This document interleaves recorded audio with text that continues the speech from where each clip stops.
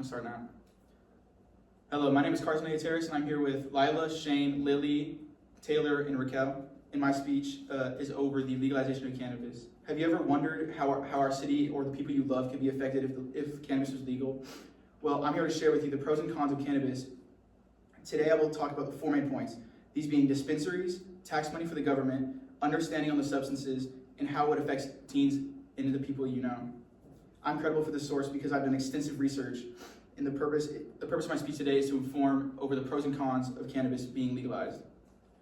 The first pro I found is when researching, I found that the people at the public health education have found that if cannabis is legalized, dispensaries can give a more pure form of cannabis, which thus leads to less fakes being spread around and less people taking substances that they were never intended on doing in the first place, which will then lead to less deaths of cannabis use. And also, if dispensaries are legalized, then it can be used for medical use to help patients suffering from pain, insomnia, anxiety, and PTSD. While these treatments have still aren't fully understood, they have shown great success up until this point. My next pro is one major plus of legalizing cannabis is if legal, the government can start putting taxes and get tax revenue from each sale, because right now it's all black marketed, so nothing is being sold for tax revenue, so it's just going from one person to the next. According to the Tax Foundation, some states have even nearly gotten $3 million from cannabis tax revenues, which could be used to support small businesses and help people in need that need the money, like in our society. Over 48.2 million Americans have used cannabis in 2019, which is almost 20%. So there's a high supply and a high demand. Now onto the cons.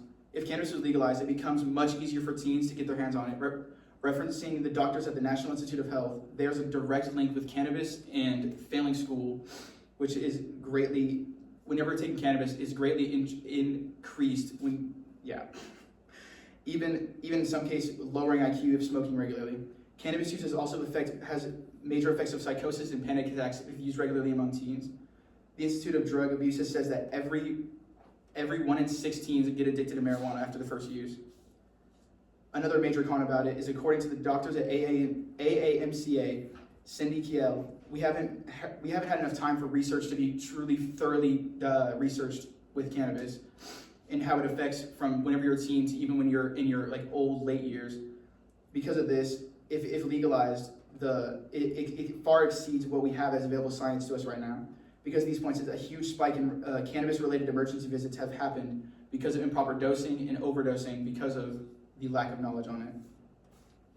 So to refresh your memory, the 4 main points I've listed today were dispensaries being able to give more pure forms of cannabis, tax revenues that the government could use to reuse money to give to us, not fully understanding cannabis as a whole substance and how it affects the mind, as well as how it can affect teens and young people from getting to the drug. So now I ask again, how do you think legalizing cannabis will affect you and the people you love around you in your city?